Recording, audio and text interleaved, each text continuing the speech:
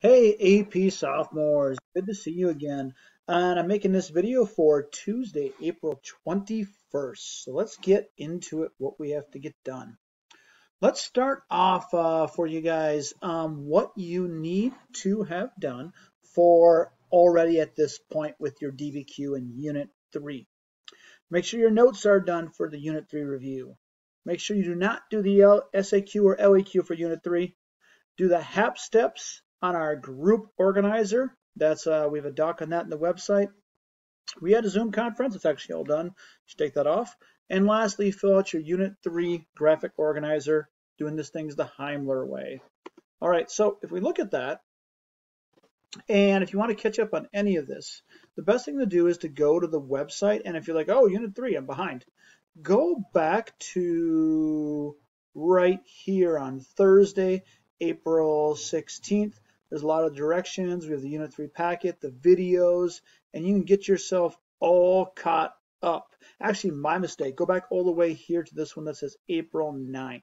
Watch the videos, watch these. There's directions, videos I made. I made those for you guys to do. So when someone sends me an email saying, what am I supposed to do? My response is go back to the website and go back to the last one you did and watch those videos and do those assignments again. It's why I posted them there for everybody. All right. I'm not going to give you a quick way out of this. I made these videos and gave directions for you for a reason. So make sure you get that done as soon as possible. If you're all caught up, awesome. Let's move ahead. If you're not, go back and watch those and then come back to this video later. All right, so let's take a look at what needs to be done for today's work. All right, so from our last video, you should be writing your DBQ. And you're probably done, close to done, somewhere around there. So I'm going to tell you what to do. Your DBQ should be done or very close to done at this point. Here are our directions for today. I want you to take your DBQ, close to done as possible, preferably 100% the way done. And I want you to share that DBQ with someone else in the class. You can email them, you can talk to them, find someone else in the class to share this DBQ with. Now, if you do this and you grade their DBQ and they will grade yours, you're going to get just an extra point added onto your rubric. And that might not seem like a big deal, but this rubric is only worth 12 points. 10 points for your DBQ, 2 points for your notes. And I'll throw an extra point on there if you grade someone else's. Not to mention, you'll get someone else to look at your DBQ. So here's what you need to do. You need to go to the website for today's post. And right here it says, here is your Google Doc to grade a partner's DBQ. And if we look at it, it's right here. So here's what I did. You put your name and the person whom you are grading right there. And then you'll put all the points here, but let me go through this. The actual rubric that College Board sent us, all as teachers and people who grade, is right here. So we have thesis, contextualization, evidence, and all these things are explained down here. So let's go through this quickly piece by piece. Now, let's say you use this and you make a mistake and you don't grade it right. That's okay. Do the best job you possibly can. By grading someone else's DBQ, you'll be working with it, reading the rubric. You'll start to become more familiar with the rubric. If you have any questions about this, email me and I can help you out. But let's start with the introduction. So in their introduction, you'll see their thesis statement. It's at the end of the first body paragraph. Does it basically explain the claims that they're going to be given? Does it really set up the paper and go with the prompt? So the way we talked about this was the easy way to do this is to do claim plus add on the topic of this, which is, I believe we are talking about land-based empires and how they consolidated their power. So the thesis has to be about land-based empires, how they consolidated their power, and then gives basically the two claims that they're putting their documents into, those two piles. That's for the thesis, and they get it or they don't. And then here, write a sentence or two why they got the score, why they got the point, or why they didn't get the point, to the best of your ability. Don't give halves. Give it to them or don't give it to them. All right? And you will share this back with the person who gave it to you, and you'll also turn this in on turnitin.com. Real quick, it's on turnitin.com, so when you're done grading, Goes right here, DBQ, graded partners essay. Let's get back to the doc. All right, next, context. Did they fully explain the context? And remember, it has to be about the era, but it also has to be about the topic, land-based empires. 1450, 1750. This can be a little bit about maritime empires or another part of the topic, but it has to be focused on land-based empires. So I can name drop Spain in there, but it can't be about Spain. We got to be looking more at Turkey, Ottoman Empire, China, Russia, Mongols, our land-based empires primarily in Asia at this time. And they get it or they didn't, and give a 1 or 2 sentence response why they got it. By the way, how you use this doc? Make sure that you make a copy of it. And then put your name on it, and you'll turn this in with your name and the person you're grading. All right, let's get to the body paragraphs. Now, as you're reading theirs, if they use 2 docs and they address the prompt, they use these docs correctly and they address the prompt, they get a point. All right. Now, if they support an argument in response to the prompt using these 2 docs, and I'm going to put down a big word here that they're going to need to do, and I'm just going to throw this in here, should cover the main idea. And if they do that, they will get, if they do that for,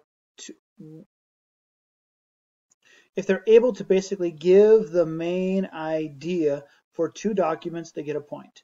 If they're able to do it for 4 documents, they get 2 points.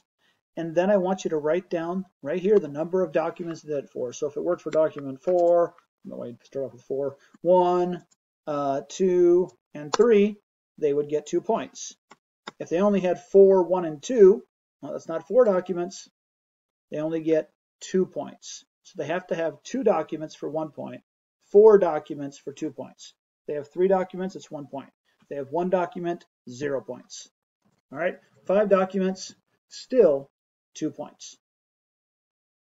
All right, let's go to what is next.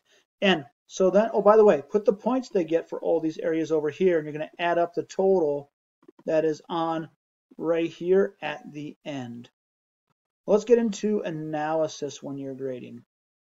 All right, if they correctly use one of the HAP steps, one of them, historical situation, audience, point of view, or purpose, for 1 doc, 1 point. So let me fix that right there. 1 doc gives you 1 point, 2 docs gives you 2 points.